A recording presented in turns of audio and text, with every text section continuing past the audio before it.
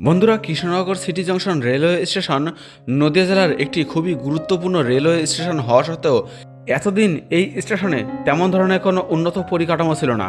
যদিও এই স্টেশনকে ব্যবহার করে প্রত্যহ প্রায় লক্ষাধিক যাত্রী যাতায়াত করে থাকে কৃষ্ণনগর সহ আশেপাশের বিভিন্ন স্থানগুলিতে।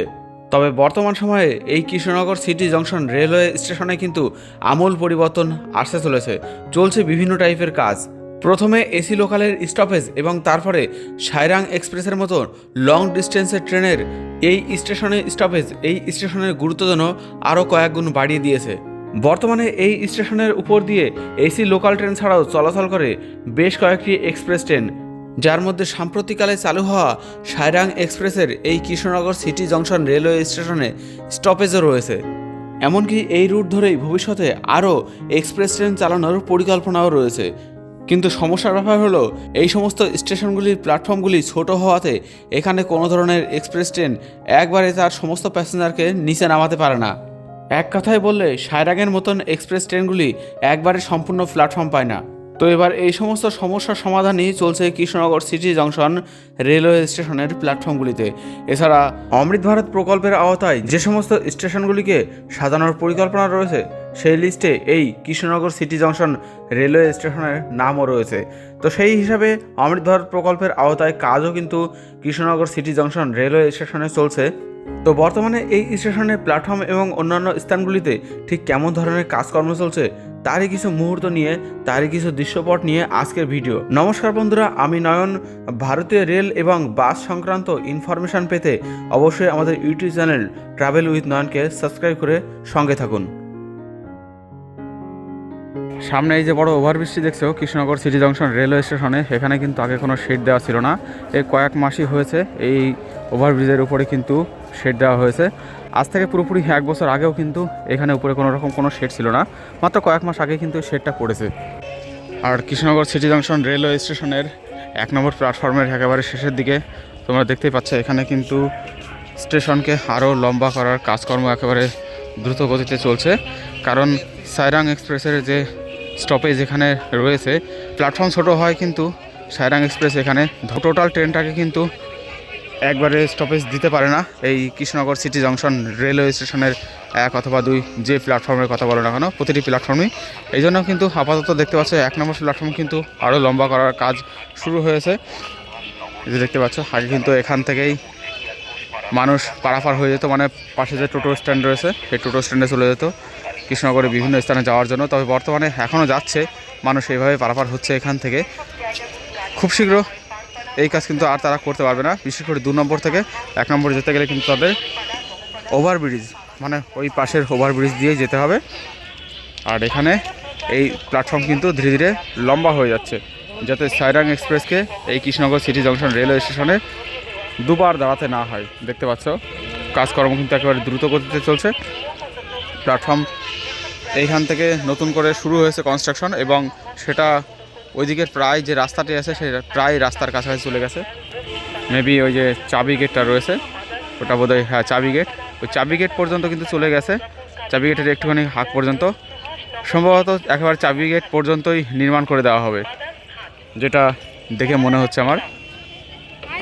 আর এখানে কিন্তু কংক্রিটের কাজ একেবারে দ্রুত গতিতে চলছে, দেখতে পাচ্ছ।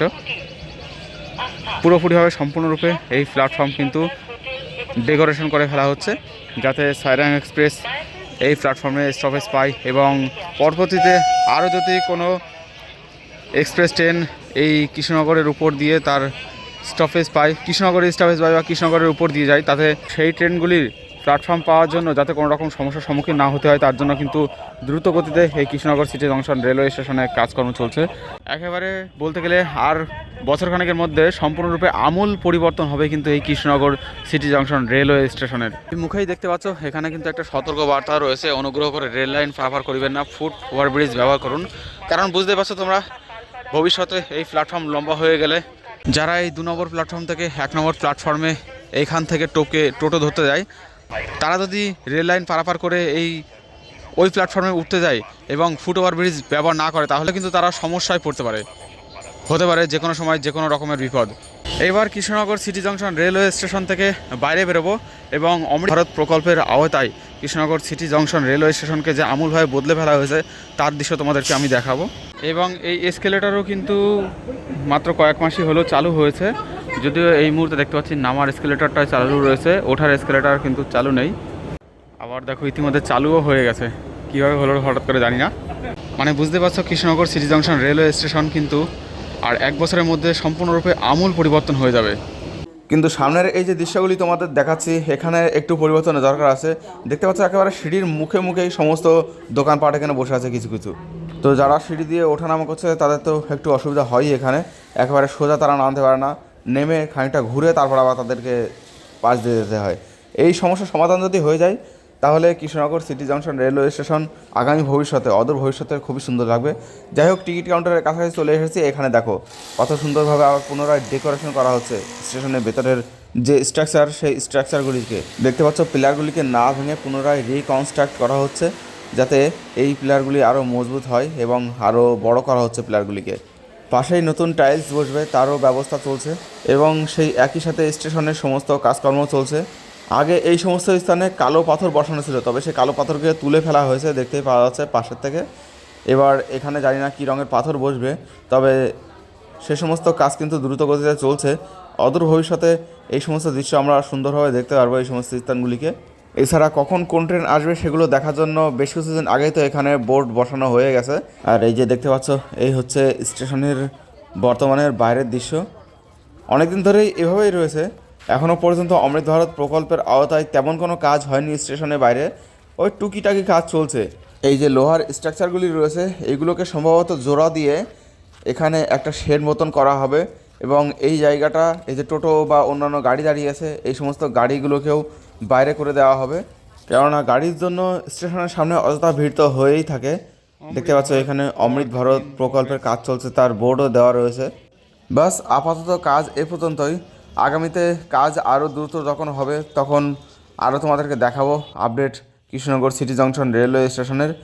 আজ আপাতত এই পর্যন্তই দেখতে পারলাম এবং যতটা দেখলাম ততটাই তোমাদেরকে দেখালাম। বাদবাকি আর তেমন কোনো কাজ এখানে হয়নি এখনও, বিভিন্ন টাইপের জিনিসপত্র নিয়ে এসে রাখা রয়েছে। এখানকার কাজ জানি না কবে কমপ্লিট হবে। আমরা বর্তমান সময়ে অমৃত ভারত প্রকল্পের আওতায় বেশ কিছু স্টেশনকে পশ্চিমবঙ্গে সম্পূর্ণরূপে কমপ্লিট হতে দেখেছি, তবে কৃষ্ণনগর সিটি জংশন রেলওয়ে স্টেশনকে একটু অন্যরকম সুন্দরভাবে সাজানোর চেষ্টা চলছে। এটাই এখানে আনা জিনিসপত্রগুলিকে দেখে আমার তো মনে হয়, কেননা সময়ও তো বেশি নিচ্ছে, অনেকদিন ধরে এখানে কাজকর্ম চলছে। হয়তো হতে পারে নদিয়া জেলার মেন শহর, নদিয়া জেলার সদর শহর, এই জন্যই হয়তো একটু সময় নিয়ে এখানকার যে স্টেশন চত্বর, স্টেশনের বাইরের দৃশ্যটা সেটাকে আরও সুন্দরভাবে ডেকোরেশন করা হচ্ছে। তো আমি যা দেখলাম কৃষ্ণনগর সিটি জংশন রেলওয়ে স্টেশনে সেগুলোকে তোমাদেরকে দেখালাম। বাদ বাকি তোমাদের মূল্যবান মতামত অবশ্যই তোমরা কমেন্ট বক্সে লিখে জানাতে পারো। কমেন্ট বক্স সেজন্য একদম সম্পূর্ণরূপে খালি রাখা আছে। পরবর্তীতে এই ধরনের ভিডিও আরও আসবে আমার এই চ্যানেলে। তোমরা যদি ভিডিওটিকে পছন্দ করো তাহলে অবশ্যই চ্যানেলটিকে সাবস্ক্রাইব করে যাবে। একটা সাবস্ক্রাইব আমার এই চ্যানেলের জন্য বর্তমান সময়ে যথেষ্ট গুরুত্বপূর্ণ। চলো দেখা হচ্ছে পরবর্তী ভিডিওতে, বাই বাই।